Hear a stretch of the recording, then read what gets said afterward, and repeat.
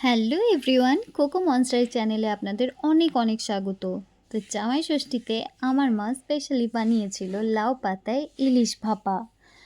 তো এটা বানানোর জন্য প্রথমে মাছগুলোকে ধুয়ে পরিষ্কার করে নিয়ে তাতে লবণ আর হলুদ মাখিয়ে রেখে দিয়েছিল। আর এদিকে সর্ষে আর পোস্তকে শিলনোড়ায় একসাথে বেটে নিয়েছিল। এই ধরনের রান্নাবান্নার ক্ষেত্রে আমার মা সবসময়তেই শিলনোড়াতেই মশলাপাতি বাটাবাটি করে। শিলনোড়াতে মশলাপাতি বাটাবাটি করলে নাকি তার স্বাদও অনেকখানি বেড়ে যায়, আর এটা খাওয়ার অনেক উপকারিতাও পাওয়া যায়। তো এটা বেটে নেওয়ার পর মাছ, টমেটো, কাঁচা লঙ্কা একসাথে রেখে তার ওপর সর্ষে পোস্ত বাটা দিয়ে আর কিছুটা জল ঝরানো টক দই দেওয়া হয়েছিল।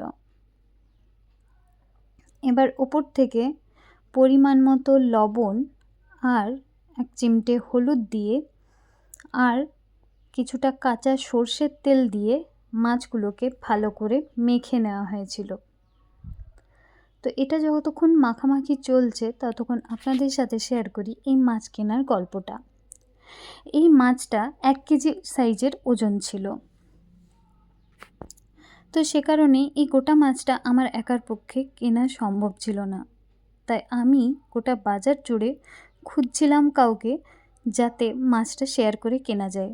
আর তখনই একজন এসে আমাকে বলেছিল মাছটা কিনবে আমার সাথে শেয়ার করে।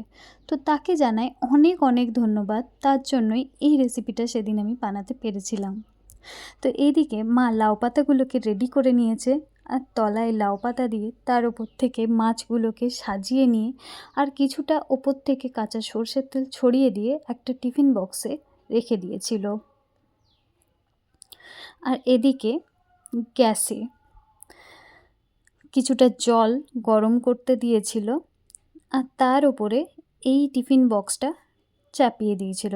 ওপর থেকে আরও একটা ঢাকনা দেওয়া হয়েছিল, যেটা আমি দেখাইনি।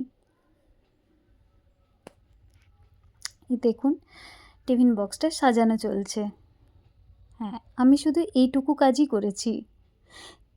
এই স্ট্যান্ডটা দিয়ে বক্সটা ওপর থেকে রেখে দিয়েছিলাম, এর ওপর থেকে আরেকটা ঢাকা দিয়েছিলাম। এবার 15 থেকে 20 মিনিট রান্না হওয়ার পর দেখুন মাছটা অসাধারণ লাগছে, খুব সুন্দর সেদ্ধ হয়ে গিয়েছে। এবার গরম গরম ভাতের সাথে পরিবেশন করেছিলাম এই ইলিশ ভাপা। আহা, সেই স্বাদ! রেসিপিটা কেমন লাগলো আমাকেও আপনারা জানাবেন।